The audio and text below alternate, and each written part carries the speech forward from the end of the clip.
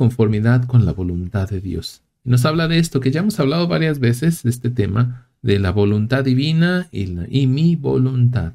Hay dos voluntades que Dios quiere que sea una sola voluntad, que se haga su voluntad y no la mía, así como Jesús dice allá en Getsemaní. Dice así, capítulo 1, excelencia de esta virtud. Toda nuestra perfección está cifrada en amar a nuestro amabilísimo Dios, según aquello de San Pablo. Tened caridad, que es vínculo de perfección. Bueno, aquí es muy interesante cómo inicia. Dice, toda nuestra perfección. Sean perfectos como el Padre es perfecto. Dice Jesús, toda nuestra perfección está cifrada en amar a nuestro amabilísimo Dios. Según aquello de San Pablo, tened caridad, que es vínculo de perfección. Colosenses 3:14. Pero toda la perfección del amor está fundada en conformar nuestra voluntad con la voluntad de Dios. Es decir, que la voluntad de Dios sea mi voluntad. Ese es, como ya hemos dicho muchas veces, el cimiento de la santidad. Que yo ya no sean dos voluntades, sino una sola voluntad. La voluntad de Dios que obra en mí. Dice, porque este es el efecto principal del amor, dice San Dionisio Areopagita. Unir la voluntad de los amantes de suerte que no tengan más que un solo querer y no querer. Lo que yo quiero es lo que quiere Dios. Lo que Dios no quiere, yo tampoco lo quiero. Ahí vamos viendo uno de los grandes, no secretos, porque esto no es secreto para nada, de los grandes fundamentos de la santidad. Que lo que quiere Dios, yo lo quiera. Lo que ama a Dios, yo lo ame. Que lo que no quiere Dios, yo no lo quiera.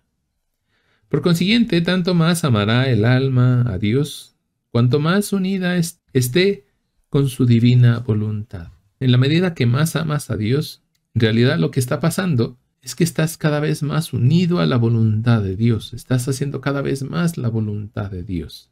Luego entonces una persona que dice que ama a Dios, pero no hace su voluntad, entonces es una persona mentirosa. Y eso es muy interesante porque muchos decimos que amamos a Dios, pero no hacemos su voluntad. Dice Jesucristo, me llaman Señor, Señor, pero no hacen lo que yo les mando. No hacen lo que yo les mando. Ustedes son mis amigos y hacen lo que les mando. ¿Verdad? Es que agradan al Señor las mortificaciones. ¿Sí? También ya hemos hablado mucho de esto. Claro que le agradan al Señor. Las meditaciones, las comunicaciones, las obras de caridad que ejercitamos con el prójimo. Pero solamente cuando están conformes con su voluntad santísima. Pero solamente si es la voluntad de Dios. Si es su voluntad, le agradan a Dios. Si no son su voluntad, evidentemente no, porque estás yendo en contra de la voluntad del Señor, por muy bueno que te parezca a ti lo que estás haciendo. De lo contrario, lejos de ser de su agrado, las detesta y las juzga dignas de castigo. Fíjense cómo los santos no le tienen miedo a decir que Dios castiga. Si un amo, este ejemplo me gustó mucho, si un amo tuviera 2 criados y uno de ellos trabajara sin tregua ni descanso, es decir, uno de esos 2 esclavos trabaja todo el día, pero siempre a su gusto y según su capricho, pero haciendo lo que a él se le pega la gana. Trabaja muchísimo, pero haciendo lo que él quiere. Y el otro, aunque se afanara menos, se esmerase en hacerlo todo conforme a la obediencia. A buen seguro que el amo tuviera en menos aprecio al segundo que el primero. Es que tiene toda la razón. Hay una persona que hace muchas cosas, hace 1000 cosas, pero no hace la voluntad de Dios. En cambio hay otra que quizá no hace tantas cosas, pero hace la voluntad de Dios. ¿Cuál de los dos se está conformando a la voluntad de Dios? Evidentemente el que hace menos, porque el que hace mucho quizá haga demasiado, pero no es lo que Dios quiere. Incluso puede hacer lo que Dios no quiere, lo que Dios desprecia, lo que Dios rechaza. No por hacer muchas cosas estamos haciendo la voluntad de Dios. Sigo leyendo. Dice, si nuestras obras, que no están hechas según el beneplácito del Señor, ¿cómo podrán redundar en gloria suya? No quiere Dios los sacrificios, sino que se acate su santísima voluntad. Por ventura el Señor dijo Samuel a Saúl, no estima más que los holocaustos y las víctimas el que obedezca a su voz. Esto lo vimos hace, 2 semanas, 3 semanas en la historia de la salvación. Que Saúl, Dios le manda a la guerra, va a la guerra y lucha y le dice, lanza todo al anatema, es decir, no te quedes con nada, ni animales, nada, ni dinero, ni nada, no te quedes con nada. Y Saúl se va a la guerra con el ejército y resulta que dice, sí, todo lo lanzamos al anatema, excepto estos animales que están muy sanitos, ¿sí? Están muy bonitos, vamos a quedárnoslos, se los quedan, llega Samuel, profeta Samuel, y le dice, ¿qué pasó? Bueno, para esto antes el mismo Saúl se va a equivocar porque como Samuel no llegaba, Saúl se pone a celebrar el sacrificio a Dios, empieza a celebrarlo. Ya desde ahí ya hay desobediencia, ya no está haciendo la voluntad de Dios, porque el que lo debía de hacer era el sacerdote. Imagínense que yo llego a misa y me pongo a celebrar la misa yo cuando yo no soy sacerdote. Más o menos estaba haciendo eso Samuel. Pero lo más interesante es que cuando llega el profeta y le dice, oye, ¿por qué oigo ruidos? Que no lanzaste todo al anatema. Y dice, sí, pero mira, nos guardamos unos para los sacrificios al Señor. Y es cuando le dice Samuel que está muy bien los sacrificios, pero Dios prefiere la obediencia y él no obedeció. Y él no obedeció. A veces creemos hacer muchas cosas supuestamente para agrado de Dios, pero las cosas que nos pide, por ejemplo, que evitemos el pecado, eso nunca lo hacemos. Eso nunca lo hacemos. Ahí es donde tronamos, básicamente. Dice, es como crimen de idolatría el no querer sujetarse al Señor. Vamos a ver cómo explica esto, porque dice que el no sujetarse, es decir, no hacer la voluntad de Dios, es idolatría. A ver, ¿por qué dice eso?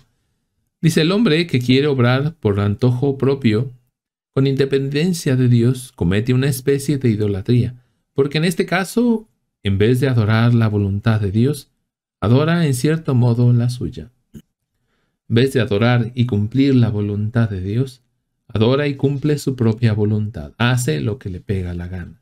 Lo que a él se le pega la gana no hace lo que Dios está mandando. Por eso, en cierta medida, es un idólatra, porque adora su propia voluntad y desprecia la voluntad de Dios.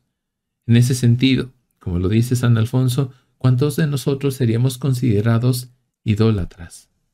Que hacemos nuestra voluntad, pero no hacemos la del Señor.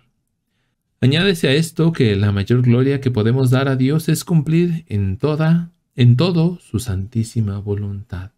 Dice Cristo, ¿no?, que se le da la gloria a Dios cuando damos mucho fruto. ¿Pero fruto de qué? Fruto de hacer su voluntad. Y dice aquí el santo, por eso mismo me imagino yo, añádese esto, que la mayor gloria que podemos dar a Dios es cumplir en todo su santísima voluntad. Esto de buscar la gloria de su Padre fue lo que principalmente vino a enseñar con su ejemplo nuestro Redentor, cuando del cielo bajó a la tierra. Al entrar en el mundo, según el apóstol, se expresó de esta manera: tú no has querido sacrificios ni ofrenda, mas a mí me has apropiado un cuerpo. Bueno, yo lo conozco como me has hecho un cuerpo.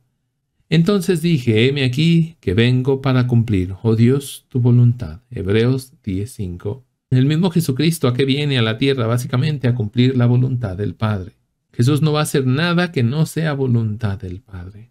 Has rehusado las víctimas que los hombres te ofrecían, ya que es tu voluntad que te sacrifique el cuerpo que me has dado.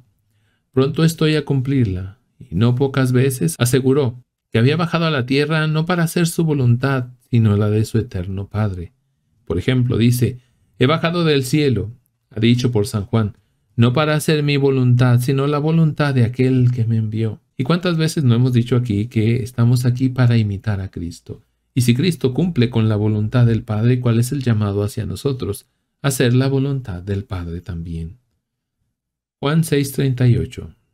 Y para que el mundo entendiese el amor inmenso que tenía su Padre, se ofreció por sujetarse a su voluntad, a padecer muerte de cruz para salvarnos.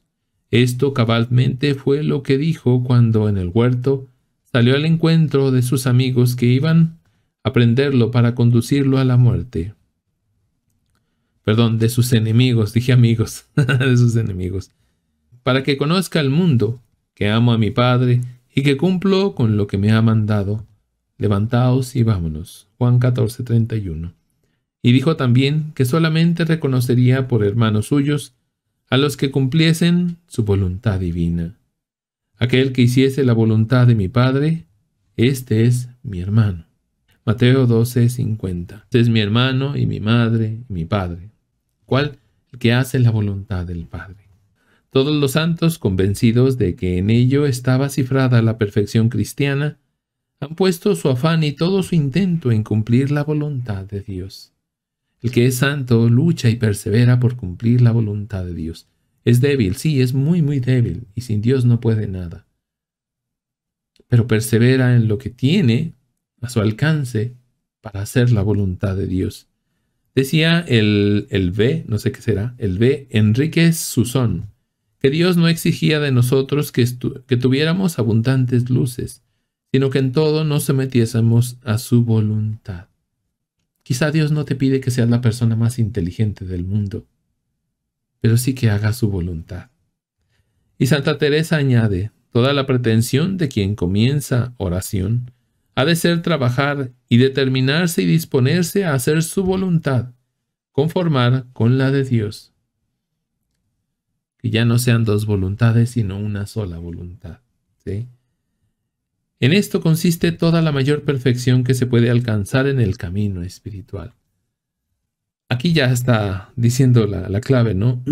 La perfección del camino espiritual es que la voluntad del Padre sea mi voluntad. Que la voluntad de Dios y la mía sean una sola voluntad. Ya no haya dos voluntades, sino una sola voluntad.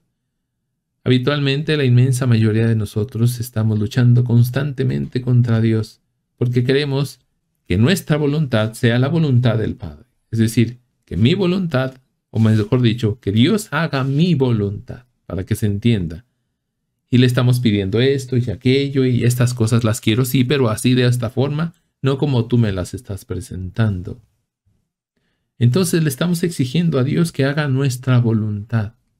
En cambio, los santos luchaban contra ellos mismos, no contra Dios, para hacer la voluntad del Padre. Ahí no nos parecemos mucho a los santos. Dice pues, quien más perfectamente tuviere esto, más recibirá del Señor, y más adelante está en este camino.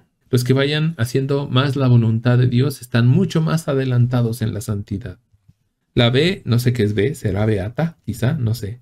B. Estefanía de Soncino, religiosa dominica, fue un día trasladada en admirable visión al cielo, y vio las almas de algunos difuntos que ella había conocido, sentadas entre los serafines, y le fue revelado que aquellas almas habían sido levantadas a tan alto grado de gloria, es decir, a la altura de los serafines, que son los ángeles más altos que hay, habían sido levantadas a tan alto grado de gloria porque mientras vivieron en la tierra, habían estado íntimamente unidas a la voluntad de Dios. El B. Enríquez Susón también decía, prefiero ser el más vil gusanillo de la tierra, por voluntad de Dios, que serafín en el cielo, por mi propia voluntad. Es interesante que diga esto porque hay un ángel, bueno, hay muchos, hay muchos ángeles que no quisieron hacer la voluntad de Dios, sino hacer su propia voluntad. ¿Quiénes son esos ángeles el día de hoy? Los demonios. Que no se haga la voluntad de Dios, que se haga mi voluntad. La pregunta es, ¿a cuáles ángeles nos parecemos? ¿A los que hacen la voluntad de Dios o a los que no hacen la voluntad de Dios, sino su propia voluntad? ¿A quién te pareces más? Hoy en día. Mientras vivimos en el mundo, debemos aprender de los santos del cielo a amar a Dios. El amor puro y perfecto que los bienaventurados tienen en la gloria los inclina a conformar en todo su voluntad con la del Señor. Si los serafines entendieran que era voluntad de Dios el que se ocuparan de toda la eternidad en amontonar las arenas de las riberas del mar o en cultivar los jardines de la tierra, en ello pondrían todo su placer y todo su contento. Aún más, si Dios les manifestase que era de su agrado que se arrojaran al fuego abrasador del infierno, inmediatamente se arrojarían a aquel abismo sin fondo para hacer la voluntad de Dios. Por esto Jesucristo nos enseñó a pedir la gracia de cumplir su voluntad en la tierra, como lo hacen los bienaventurados en el cielo, diciendo, hágase tu voluntad así en la tierra como en el cielo. Pone este ejemplo de los ángeles, que dice, si la voluntad de Dios fuera que los ángeles se pusieran a recoger toda la arena de los ríos y de los mares, ellos harían eso, porque ellos solo hacen la voluntad de Dios. Si la voluntad de Dios fuera que ellos se lanzaran al infierno, ellos se lanzarían sin dudarlo, porque solo hacen la voluntad de Dios. Y también dice al final que en el Padre Nuestro nos dejó este mandato Jesús, que repitamos, hágase tu voluntad, así en la tierra como se hace allá en el cielo. Que se haga tu voluntad solamente. El Señor llamó a David hombre según su corazón, porque ejecutaba lo que entendía era de su agrado. David es el rey según el corazón de Dios. He hallado a David, dice, hombre conforme a mi corazón, que cumplirá todos mis preceptos. Hechos 13:22. En efecto, el santo rey estaba siempre dispuesto a seguir la voluntad divina, como él mismo lo asegura cuando dice, dispuesto está mi corazón, Dios mío, mi corazón está dispuesto. ¿A qué? A hacer su voluntad. Salmo 57:8. Y no cesaba de pedir al Señor que le enseñase a cumplir su voluntad. Enséñame a hacer tu voluntad. Salmo 142:10. Un solo acto de perfecta conformidad con la voluntad de Dios basta para santificar un alma. Esto es muy interesante. Dice, un solo acto de perfecta conformidad con la voluntad de Dios basta para santificar un alma. Basta para hacer de esa alma un santo, una santa. Un solo acto. Cuando San Pablo perseguía a la iglesia, lo iluminó Jesucristo y lo convirtió. Para conseguirlo, ¿qué es lo que hizo San Pablo? ¿Qué es lo que dijo? No hizo más que ofrecerse a cumplir la voluntad de Dios. Señor, dijo, ¿qué quieres que haga? Esto cuando San Pablo en su conversión queda ciego. Hechos 9:6. Y en aquel mismo instante le proclamó Jesucristo vaso de elección y apóstol de los gentiles. Ese mismo es ya un instrumento elegido para mí, para llevar mi nombre delante de todas las gentes. Y ahí vemos que a pesar de su arrogancia de San Pablo, de su soberbia, con esta conversión se volvió muy humilde y de inmediato se pone a disposición del Señor. Muchos decimos, es que yo tuve una conversión, soy un convertido al Señor, y sin embargo no hacemos su voluntad. No somos como San Pablo, que de inmediato se puso a disposición de Jesucristo y obedeció. A pesar de todo, obedeció. Y esto no es de maravillar, porque el que da a Dios su voluntad, se lo da todo. Y aquí me detengo un poquito. Si yo verdaderamente le diera mi voluntad a Dios, que se apropiara de mi voluntad, que ya no fuera mi voluntad sino la de Él, ¿qué le estaría entregando? Dice el santo, le estarías entregando todo. Decía el doctor Peter Kreeft, le estarías entregando a Dios un cheque en blanco. Escribe en ese cheque, Dios, lo que quieras, yo te lo firmo. Eso es santidad. Eso es aceptar la voluntad divina. Sea lo que sea, si es sufrimiento, no importa. Si es ir al otro lado del mundo, no importa. Si es soportar una cruz pesada, no importa. Yo te lo acepto, Señor. Yo te firmo ese cheque en blanco. Y tú ponle ahí las condiciones que quieras. Pon la cifra que quieras, Señor. Yo la firmo. Dice pues, y esto no es de maravillar, porque el que le da a Dios su voluntad se lo da todo. El que da limosnas da al Señor parte de sus bienes. Más bien creo que embonamos mejor aquí. Aquellos que damos solo limosnas a Dios.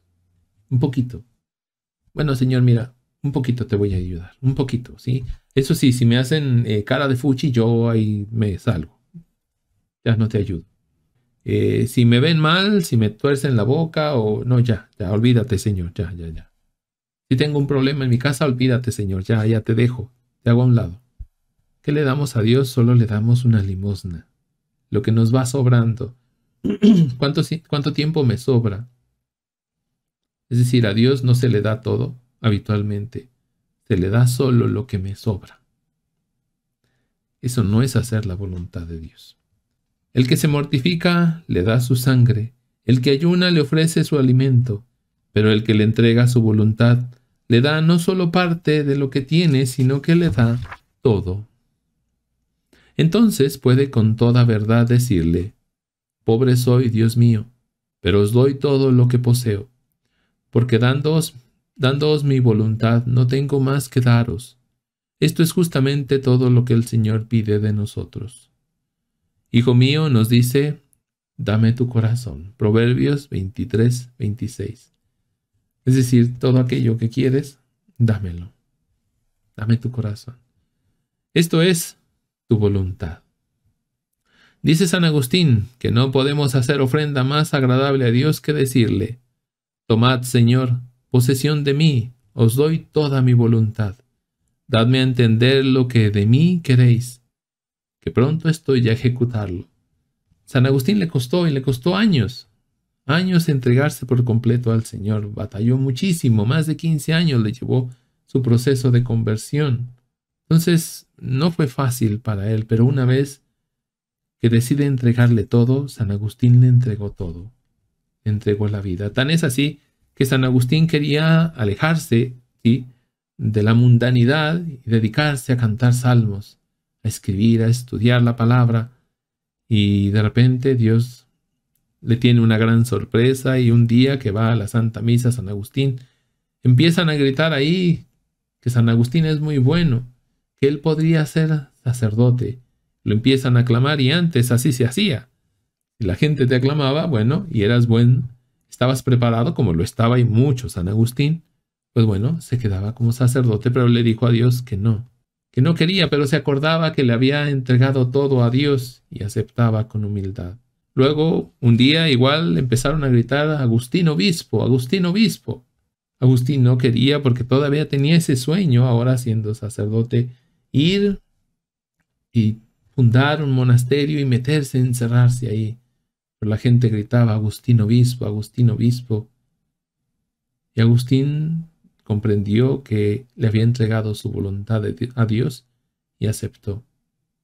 Ahí vemos los santos que no le dan migajas, no le dan limosna a Dios, se lo dan todo, se lo dan todo.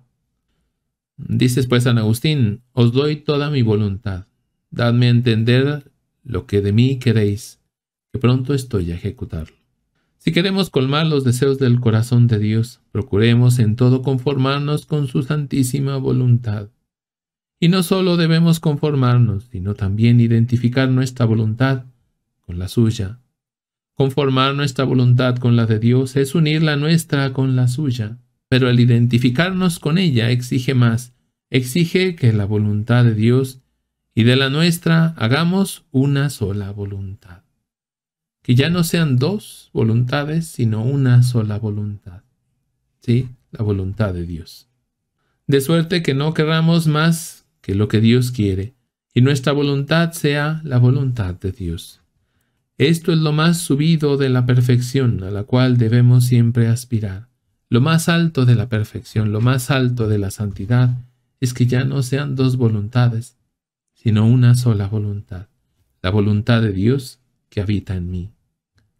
A esto debemos enderezar todos nuestros deseos, todas nuestras meditaciones y plegarias. Esto es lo que debemos pedir por intercesión de nuestros santos patronos, por medio de nuestros ángeles custodios y sobre todo por mediación de María, Madre de Jesús. Qué interesante esto. Lo que principalmente, dice San Alfonso María de Ligorio, debemos pedir a los santos y a la Santísima Virgen María es que la voluntad de Dios sea mi voluntad. Y yo no sé cuántas personas hagan eso.